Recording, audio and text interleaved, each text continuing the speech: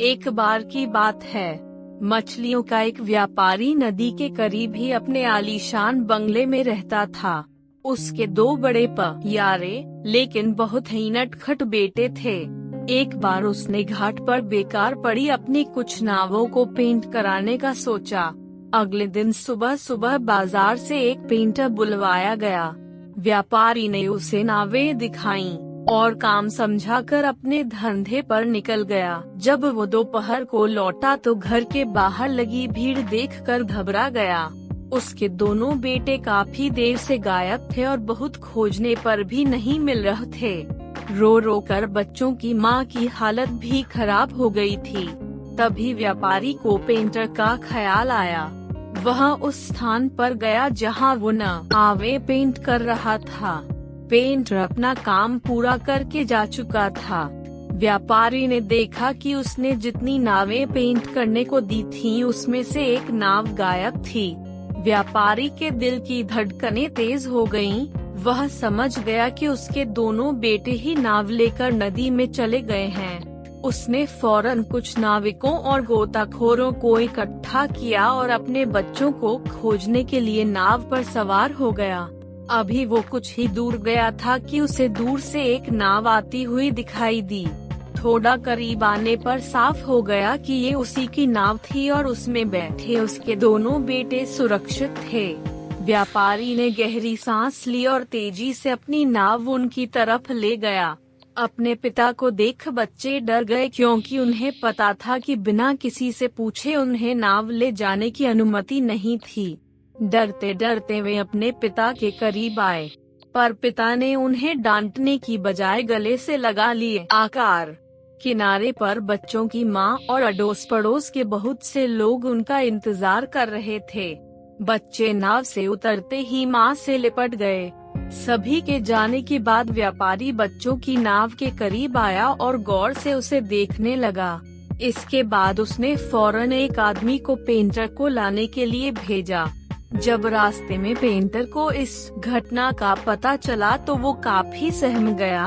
उसे लगा हो ना हो बच्चों के नदी में जाने का इल्जाम उसी पर लगाया जाएगा और उसे इसकी सजा मिलेगी। पेंटर डरते डरते व्यापारी के सामने पहुंचा।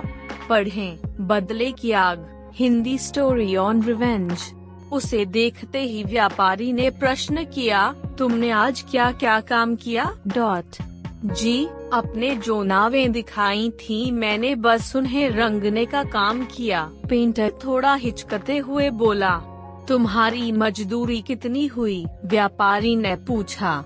जी, 500 रुपए, पेंटर ने उत्तर दिया। व्यापारी अपनी कुर्सी से उठा और उसे गले लगाते हुए बोला, नहीं, तुम्हारी मजदूरी 500 रुपए नहीं बल्कि 50,000 रुपए हुई। और ऐसा कहते हुए उसने पेंटर के हाथ पर 500 रुपए की गड्डी रख दी। पेंटर और वहां मौजूद सभी लोग हैरत से व्यापारी को देखने लगे।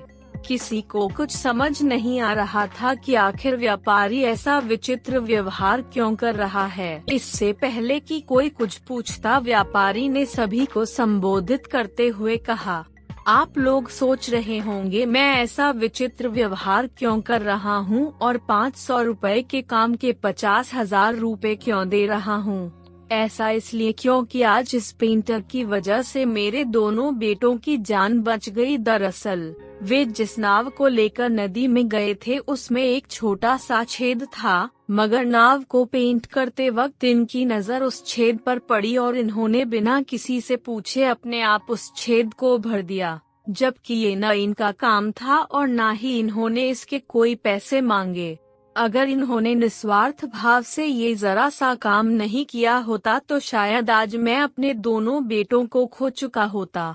मैं अब जीवन भर के लिए इनका ऋणी हो गया हूँ और ये छोटी सी रकम इनकी अच्छाई के सामने एक मामूली सा तोहफा है।